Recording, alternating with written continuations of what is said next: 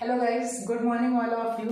देखिए, जैसा कि आप सभी जानते हैं कि इसके पहले मैंने आप लोगों को बेसिक इलेक्ट्रिसिटी में ही बताया था कुछ टॉपिक्स, लेकिन अभी आपका बेसिक इलेक्ट्रिसिटी पूरी तरीके से ख़त्म नहीं हुआ है। तो देखिए, आज हम फिर से बेसिक इलेक्ट्रिसिटी के कुछ टॉपिक्स को वहीं से कंटिन्यू करेंगे।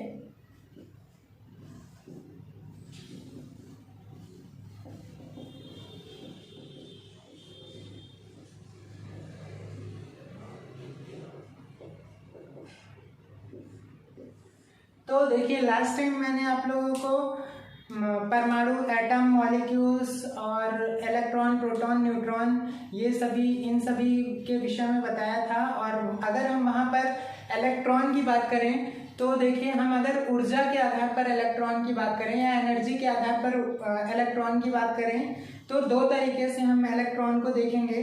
कैसे कैसे देखिए, आप लोग इधर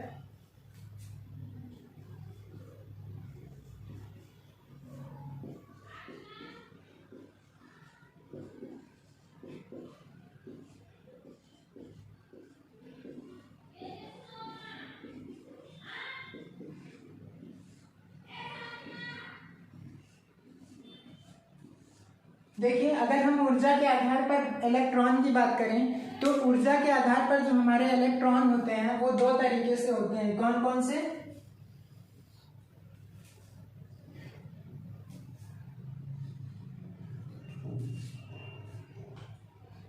फर्स्ट हमारा फ्री इलेक्ट्रॉन या मुक्त इलेक्ट्रॉन,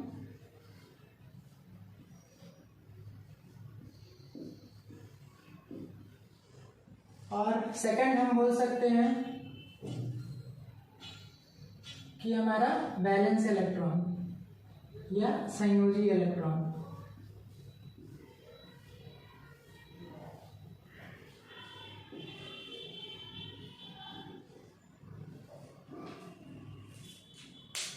इंग्लिश की बात करें तो मुक्त इलेक्ट्रॉन मीन्स फ्री इलेक्ट्रॉन और संयोजी बैलेंस इलेक्ट्रॉन।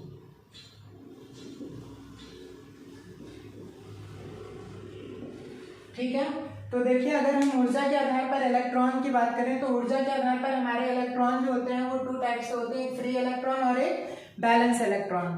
फ्री इलेक्ट्रॉन और बैलेंस इलेक्ट्रॉन देखिए क्या होते हैं कि ये दोनों ही एक ही प्रकार के क्या हैं, इलेक्ट्रॉन के ही प्रकार हैं ऊर्जा के आधार पर। लेकिन देखिए, इन दोनों में क्या डिफरेंस होता है और ये बैलेंस इलेक्ट्रॉन या फ्री इलेक्ट्रॉन्स क्या होते हैं। ठीक है, तो अब देखिए, अब हम उसके बारे में डिस्कस करेंगे। सबसे पहले क्या बैलेंस इलेक्ट्रॉन क्या होते हैं, अभी हम उसके बारे में डिस्कस करेंगे। देखिए, जो हमारा संयोजी इलेक्ट्रॉन या बैलेंस इलेक्ट्रॉन होता है वो क्या मतलब हमारे परमाणुओं की जो अंतिम कक्षा होती है, अंतिम कक्षा में जितने भी इलेक्ट्रॉन होते हैं वो हमारे क्या संयोजी इलेक्ट्रॉन्स या बैलेंस इलेक्ट्रॉन कहलाते हैं। देखिए, क्या बोल सकते हैं हम कि अंतिम कक्षा में जो इलेक्ट्रॉन्स होते हैं, अंतिम कक्षा वाले इलेक्ट्रॉन्स।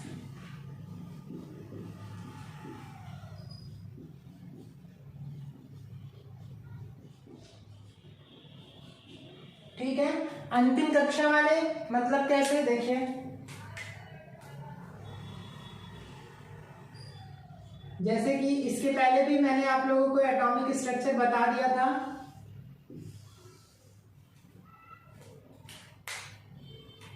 आप लोग जानते हैं कि ये हमारा क्या है, न्यूक्लियस होता है।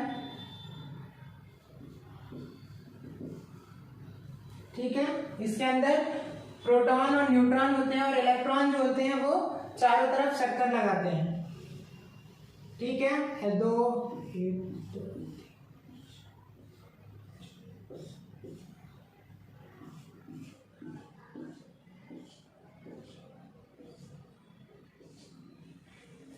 ठीक है। अब देखिए, जैसे अगर हम बात करें तो ये जो हमारा न्यूक्लियस है ये एटॉमिक स्ट्रक्चर है।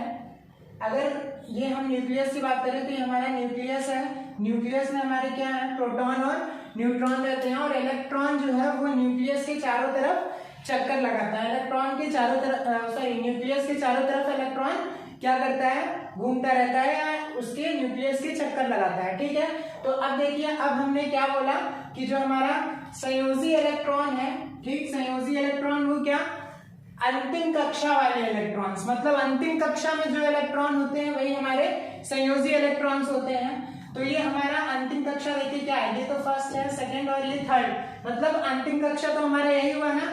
तो इसमें जो भी इलेक्ट्रॉन्स है ये कौन से इलेक्ट्रॉन्स है, ये संयोजी इलेक्ट्रॉन्स या बैलेंस इलेक्ट्रॉन है। देखिए ये क्या है, ये बैलेंस इलेक्ट्रॉन है।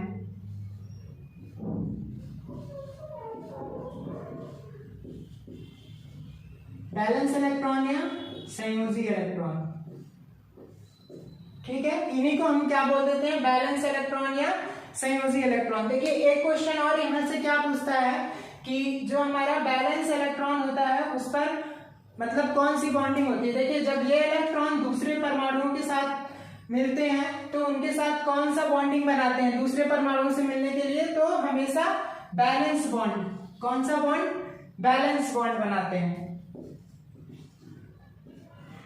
या संयोजी बंध बोल सकते हैं हम,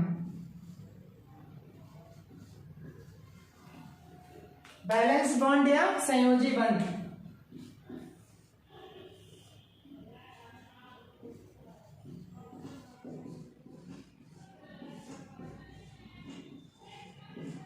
ठीक है, अब देखिए जो हमारे यही इलेक्ट्रॉन्स, जो हमारे संयोजी इलेक्ट्रॉन्स हैं या बैलेंस इलेक्ट्रॉन हैं, इन्हीं के द्वारा हम क्या करते हैं, परमाणुओं के गुण को समझ सकते हैं या परमाणुओं के गुण को निर्धारित किया जाता है। अब जैसे अगर हम गुण की बात करें या गुण को प्रॉपर्टीज बोल सकते हैं हम, कौन कौन सी प्रॉपर्टीज, जैसे रासायनिक, परमाणुओं के रासायनिक गुण, ऊष्मीय गुण, ठीक है, ये सारे गुण जो हैं ये किनके द्वारा, संयोजी इलेक्ट्रॉन या बैलेंस इलेक्ट्रॉन के द्वारा ही निर्धारित किए जाते हैं। ठीक है, परमाणुओं के गुण किसके द्वारा निर्धारित किए जाते हैं, तो संयोजी इलेक्ट्रॉन के द्वारा निर्धारित किए जाते हैं। ठीक है, अब देखिए, अब अगर हम सेकंड इलेक्ट्रॉन या फ्री इलेक्ट्रॉन या मुक्त इलेक्ट्रॉन की बात करें तो देखिए यहाँ पे जैसा कि हमें नाम से ही समझ में आ रहा है, क्या, मुक्त यानी कि फ्री। ठीक, एक तरीके से हम क्या बोल सकते हैं कि फ्री अवस्था वाले इलेक्ट्रॉन जो होते हैं वो हमेशा क्या, उन्हें हम क्या बोल सकते हैं, मुक्त इलेक्ट्रॉन्स बोल सकते हैं। ठीक है, देखिए जैसा कि अभी हमने आप लोगों को बताया कि जो हमारा बैलेंस इलेक्ट्रॉन है या संयोजी इलेक्ट्रॉन है, तो उसमें क्या होता है कि जो हमारे अंतिम कक्षा वाले इलेक्ट्रॉन होते हैं उन्हीं को हम क्या बोल देते हैं, बैलेंस इलेक्ट्रॉन बोल देते हैं। और ये क्या, बैलेंस बॉन्ड के द्वारा दूसरे परमाणुओं के साथ क्रिया करते हैं। ठीक है, अगर हम इसकी बात करें बैलेंस बॉन्ड की, तो देखिए क्या होता है कि जब बैलेंस बॉन्ड पर थोड़ा सा ऊर्जा दे दी जाती है, थोड़ा एनर्जी दे दी जाती है, तो वो क्या होता है, यहाँ से जो इलेक्ट्रॉन होते हैं वो बाहर निकल जाते हैं। ठीक है, यहाँ से इलेक्ट्रॉन जो होते हैं वो बाहर निकल जाते हैं, मतलब यहाँ से फ्री हो जाते हैं, मुक्त हो जाते हैं। उन्हीं को हम क्या बोल देते हैं, फ्री इलेक्ट्रॉन या मुक्त इलेक्ट्रॉन बोल देते हैं। ठीक है, देखिए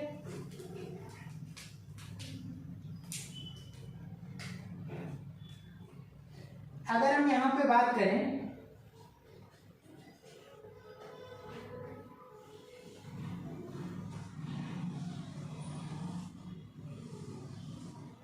फ्री इलेक्ट्रॉन की,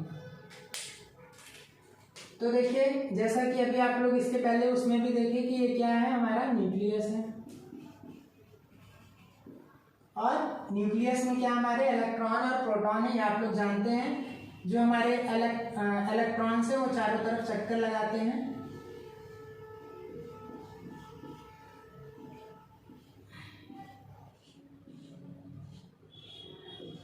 ठीक है,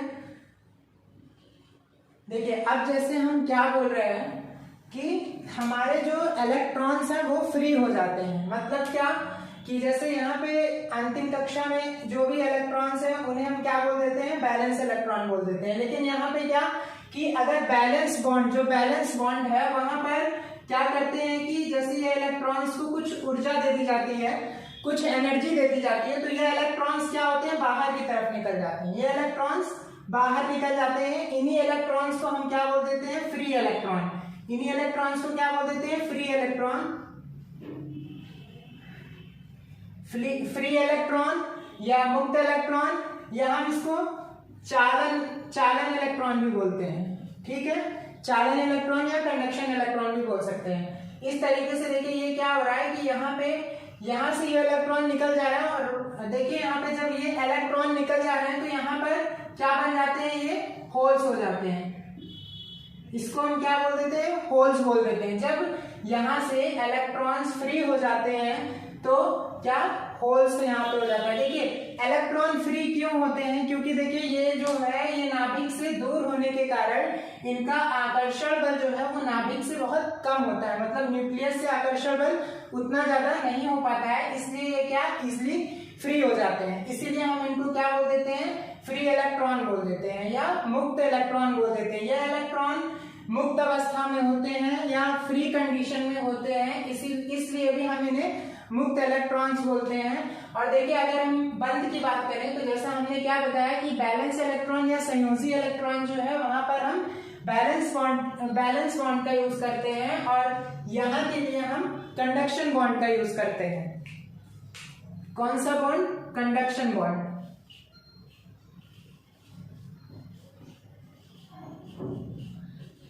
कंडक्शन बॉन्ड या हम बोल सकते हैं चालन बंध। ठीक है, तो इस चीज पे आप लोग ध्यान दीजिए। ये क्वेश्चन, यहाँ से क्वेश्चन आते हैं बंध से कि बैलेंस संयोजी बंध या हमारा जो बैलेंस इलेक्ट्रॉन होता है वहां पर कौन सा बंध, संयोजी बंध होता है, और जो हमारा फ्री इलेक्ट्रॉन या मुक्त इलेक्ट्रॉन या चालन इलेक्ट्रॉन हम बोल सकते हैं वहां पर हमारा कौन सा, कंडक्शन बॉन्ड होता है। ठीक है, तो देखिए सबसे फर्स्ट हमने क्या बताया कि हमारे ऊर्जा के आधार पर कितने इलेक्ट्रॉन होते हैं। तो ऊर्जा के आधार पर अगर हम बात करते हैं तो हमारे दो इलेक्ट्रॉन होते हैं। कौन कौन से, एक मुक्त इलेक्ट्रॉन और एक संयोजी इलेक्ट्रॉन। ठीक है, संयोजी इलेक्ट्रॉन को बैलेंस इलेक्ट्रॉन भी बोलते हैं और मुक्त इलेक्ट्रॉन को फ्री इलेक्ट्रॉन भी बोलते हैं हम। अब देखिए जो हमारा संयोजी इलेक्ट्रॉन क्या होता है कि मतलब जो हमारे अंतिम परमाणुओं की अंतिम कक्षा के जो इलेक्ट्रॉन्स होते हैं उसे ही हम क्या बोलते हैं, संयोजी इलेक्ट्रॉन या बैलेंस इलेक्ट्रॉन बोलते हैं। और हमारा जो बैलेंस इलेक्ट्रॉन है वो हमेशा क्या, संयोजी बंध के द्वारा दूसरे परमाणुओं के साथ संबंध स्थापित करते हैं। अब देखिए अगर हम बात करें संयोजी इलेक्ट्रॉन की, तो संयोजी इलेक्ट्रॉन जो है उन्हीं से परमाणुओं का गुण प्रदर्शित होता है। और क्या, फ्री इलेक्ट्रॉन्स की बात करें तो फ्री इलेक्ट्रॉन क्या होते हैं कि जैसा कि हमने बताया कि अंतिम कक्षा में क्या होता है कि जब हमारा जो कंडक्शन बॉन्ड रहता है, सॉरी जो बैलेंस बॉन्ड रहता है, उनको जब थोड़ी सी ऊर्जा दी जाती है तो वो इलेक्ट्रॉन्स क्या होते हैं, यहाँ से निकल जाते हैं। और जब वो इलेक्ट्रॉन वहां से निकलते हैं, जो इलेक्ट्रॉन वहां से निकलेंगे उसी को हम फ्री इलेक्ट्रॉन बोल देंगे। तथा वहां पे जो स्पेस खाली होगा, जो स्पेस ये क्या हो रहा है, खाली हो रहा है, उसको हम क्या बोल देते हैं, होल्स बोल देते हैं। देखिए होल्स और इलेक्ट्रॉन्स के बारे में तो आप लोगों ने पढ़ लिया है, लेकिन होल्स के बारे में अभी आप लोग आगे पढ़ेंगे अच्छे से। ठीक है, उसी तरीके से यहाँ पे भी देखिए ये इलेक्ट्रॉन्स यहाँ पे फ्री हो गया। और क्या बताए कि नाभिक से दूर होने के कारण ये इनका आकर्षण बल इसके साथ बहुत कम होता है। ठीक है, तो देखिए जो हमारा फ्री इलेक्ट्रॉन्स है उसके साथ हम क्या बोल सकते हैं, कंडक्शन बॉन्ड या चालन बंध होता है। ठीक है, इसका आप लोग स्क्रीनशॉट ले सकते हैं।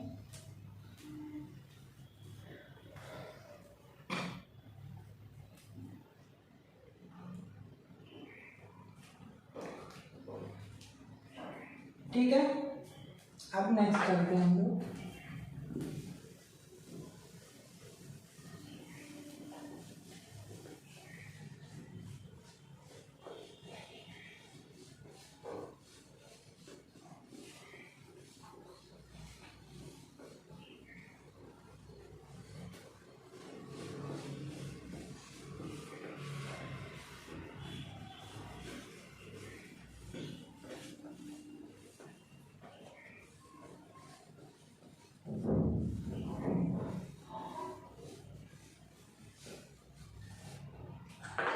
देखिए अब इसके पहले वाले लेक्चर में मैंने आप लोगों को वोल्टेज के बारे में बताया था। ठीक है, विभव।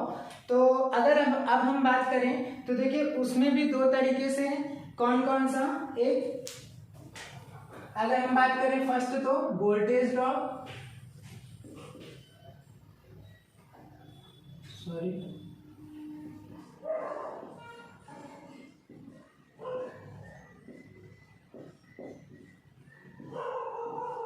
ठीक है, अगर हम वोल्टेज ड्रॉप की बात करते हैं तो देखिए वोल्टेज ड्रॉप हमारा क्या होता है कि जैसे अगर हम बात करते हैं,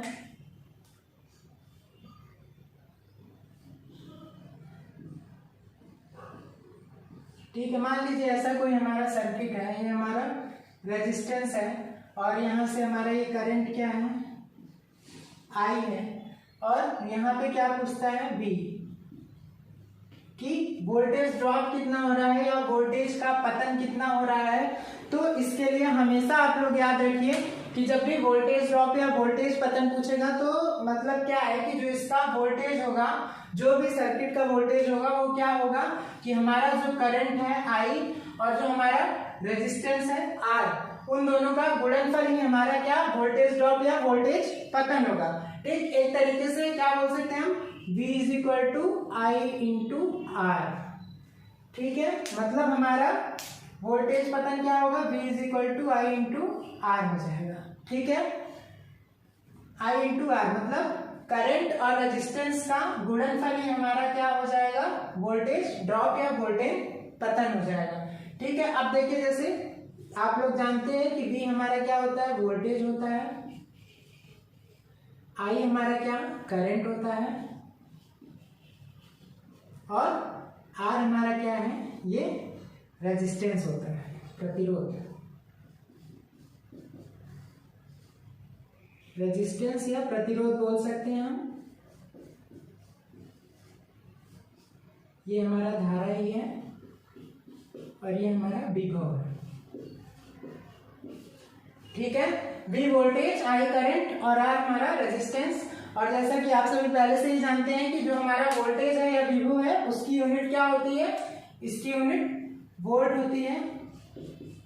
ठीक है, और हम वोल्ट इज इक्वल टू क्या बोल सकते हैं, एम्पियर इंटू ओम बोल सकते हैं ना। जैसे हम जानते हैं कि जो हमारा करंट है आई है उसकी यूनिट क्या होती है, एम्पियर होती है, और जो हमारा रेजिस्टेंस आर है उसकी यूनिट क्या होती है, ओम होती है। ठीक, तो हम बोल सकते हैं एम्पियर इंटू ओम भी हो सकती है इसकी यूनिट ना, मतलब वोल्ट किसके बराबर है, एम्पियर इंटू ओम के बराबर है।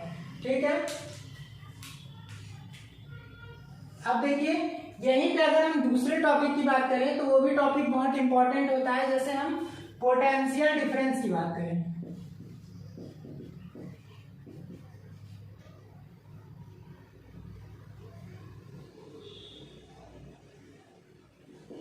पोटेंशियल डिफरेंस,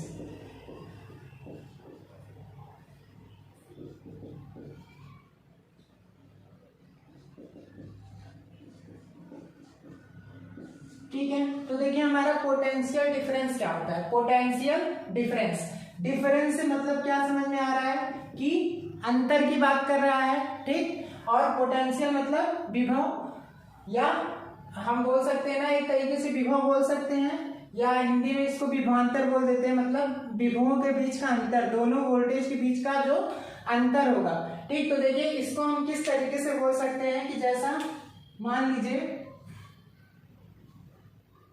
ये बी ए है हमारा ए और ये हमारा बी बी है या बी पॉइंट है। ठीक है, और ये हमारा बी ए बी पूछ रहा है। ठीक, क्या पूछ रहा है, बी ए बी, यही हमारा क्या हो जाएगा, वोल्टेज डिफरेंस हो जाएगा। तो देखिए हमेशा क्या है कि वोल्टेज डिफरेंस हमारा क्या होगा, B A B is equal to जो हमारा बी ए रहेगा B A minus B B. ठीक है, डिफरेंस का मतलब हमेशा आप लोग हमेशा हर एक क्लास में पढ़ते हैं कि डिफरेंस का मतलब क्या होता है, अंतर मतलब घटा देना या माइनस कर देना। तो जो हमारा बी ए रहेगा उसमें माइनस कर देंगे क्या, बी बी को, मतलब दूसरे वाले विभव को या दूसरे वाले पोटेंशियल को माइनस कर देंगे। इसी को हम क्या बोल देते हैं, पोटेंशियल डिफरेंस या विभव बोल देते हैं। ठीक है, विभवांतर, सॉरी पोटेंशियल डिफरेंस या विभवांतर बोल सकते हैं। ठीक है, स्क्रीनशॉट ले लीजिए आप लोग इसका।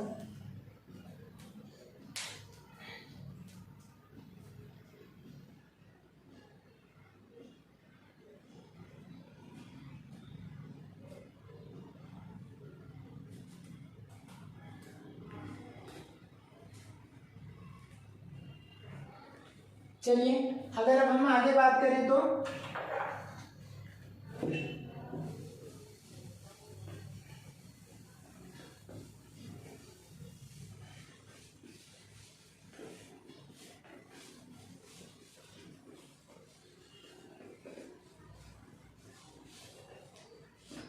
देखिए अगर हम आगे बात करते हैं तो हम ईएमएफ की बात करते हैं।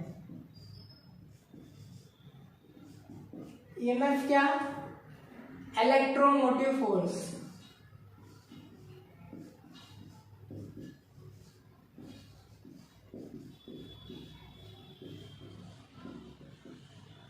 ठीक है, इलेक्ट्रोमोटिव फोर्स।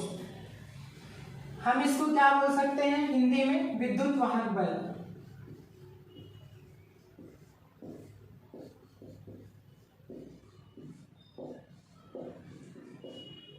ठीक है, तो देखिए अगर हम विद्युत वाहक बल की बात करें तो हम क्या बोल सकते हैं इसको? ये एक तरीके का क्या है? बल है। ठीक, जैसा कि नाम से ही समझ में आ रहा है, फोर्स या बल। बट क्या बोल सकते हैं हम कि धारा को एक सिरे से दूसरे सिरे तक ले जाने में जो हमारा बल यूज होता है उसे ही हम क्या बोलते हैं?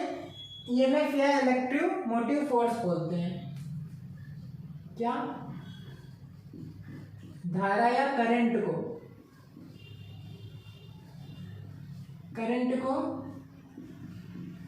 एक बिंदु से दूसरे बिंदु तक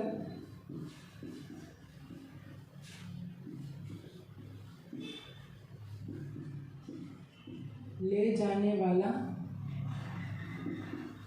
बल।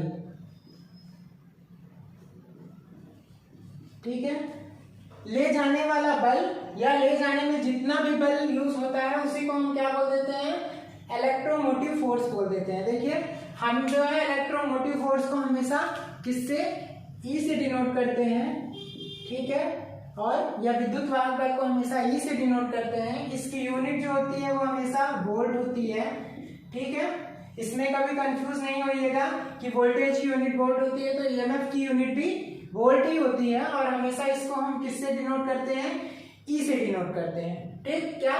धारा को एक बिंदु से दूसरे बिंदु तक ले जाने वाला बल। मतलब क्या कि हम वोल्टेज को या विद्युत वाहक बल, इलेक्ट्रोमोटिव फोर्स को या ईएमएफ को हम क्या बोल सकते हैं कि जब किसी सर्किट में एक बिंदु से दूसरे बिंदु तक धारा को ले जाने में जितना भी बल खर्चा होता है वही हमारा क्या होता है?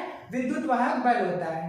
ठीक है, उसी को हम क्या बोल देते हैं? विद्युत वाहक बल बोलते हैं। और हमारा उससे हम इसको ई से डिनोट करते हैं। और विद्युत वाहक बल या ईएमएफ की जो यूनिट होती है वो हमेशा वोल्ट होती है। ठीक है, अब देखिए यहाँ पे एक क्वेश्चन ये हमेशा आता है, क्या विद्युत वाहक बल और पोटेंशियल डिफरेंस में इन दोनों के बीच में अंतर क्या है?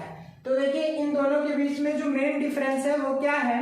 ध्यान दीजिएगा आप लोग कि अगर हम पोटेंशियल डिफरेंस की बात करें तो यहाँ पर अगर हमारा करंट क्या हो जाता है? जीरो हो जाता है। ठीक, मतलब शून्य हो जाता है। तो अगर हम बात करें पोटेंशियल डिफरेंस की तो देन हमारा पोटेंशियल डिफरेंस भी तब क्या हो जाएगा? यानी कि पीडी भी हमारा जीरो हो जाएगा। ठीक है, शून्य हो जाएगा। लेकिन अगर हम ईएमएफ की बात करें तो अगर हमारा यदि हमारा करंट शून्य हो गया बट हमारा इसमें ये जरूरी नहीं है कि जो हमारा ईएमएफ है वो भी जीरो हो। ठीक है, नॉट इक्वल, इसका मतलब नॉट इक्वल मतलब जो हमारा ईएमएफ है वो भी जीरो हो, ये जरूरी नहीं है। बट अगर हम यहाँ पे बात करें तो हमारा पोटेंशियल डिफरेंस जो है, अगर हमारा धारा शून्य हो गई या करंट शून्य हो गई तो हमारा जो पोटेंशियल डिफरेंस है वो भी शून्य हो जाएगा। ठीक है, ये चीज आप लोग ध्यान दीजिए, ये बहुत इंपॉर्टेंट है, बहुत ज्यादा इंपॉर्टेंट क्वेश्चन है ये कि अगर जहां पर धारा शून्य होती है तो वहां पर पोटेंशियल डिफरेंस का भी शून्य होना जरूरी है, कंपलसरी है। बट यहाँ पे ऐसा कुछ नहीं है, अगर हमारी धारा शून्य भी हो गई तो हमारा ईएमएफ शून्य होना आवश्यक नहीं है। ठीक है, स्क्रीनशॉट ले लीजिए आप लोग।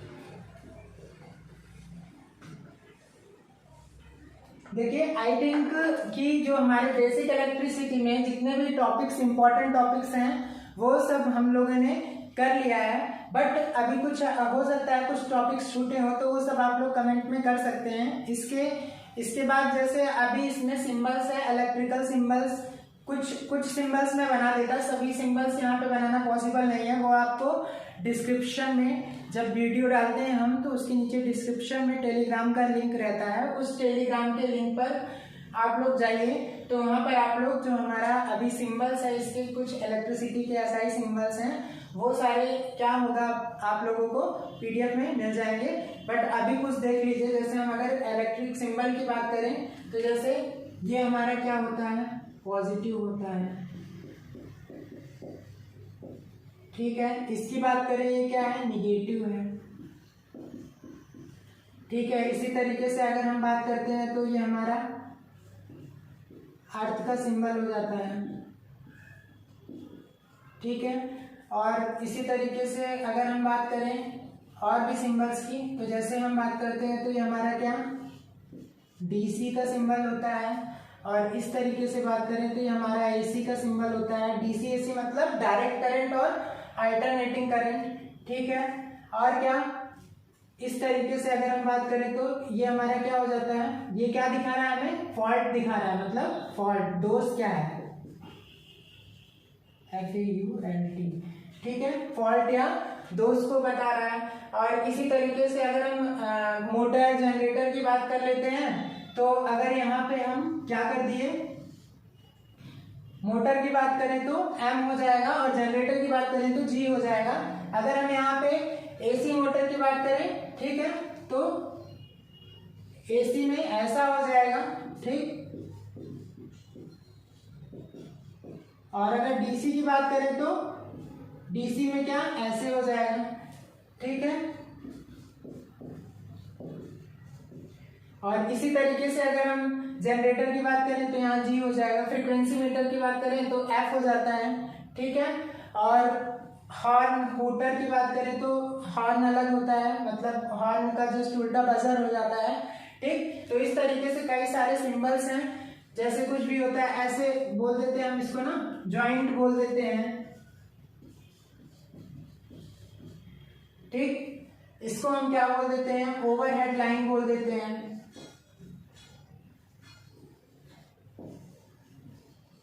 ठीक है।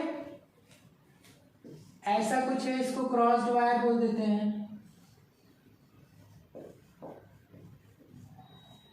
ठीक है। तो देखिए इतने सारे सिंबल्स हैं, अभी और भी सिंबल्स हैं तो सबको बनाना एक साथ पॉसिबल नहीं है, इसलिए इसका ये जो सिंबल्स है इसका पीडीएफ आप लोगों को टेलीग्राम पे मिल जाएगा। प्रयागराज टेक्निकल क्लासेस से आप उसको सर्च भी कर सकते हो, नहीं तो यूट्यूब में डिस्क्रिप्शन में लिंक दिया है, आप उससे डायरेक्ट वहां पे पहुंच सकते हैं, ठीक है। अब देखिए इसके बाद जो हमारा नेक्स्ट टॉपिक आएगा वो भी बेसिक से ही रिलेटेड है, ठीक है। क्या, इलेक्ट्रिक मटेरियल्स और केबल्स, ठीक, electric materials and cable. Next topic आप लोगों का रहेगा इलेक्ट्रिक मटेरियल एंड केबल। देखिए अगर आप लोगों को कोई भी प्रॉब्लम है या कुछ भी टॉपिक्स छूट रहे हैं तो आप लोग कमेंट्स बॉक्स में कमेंट कर सकते हैं, फिर उसके बाद हम उस टॉपिक को क्लियर करेंगे, ठीक है। Thank you.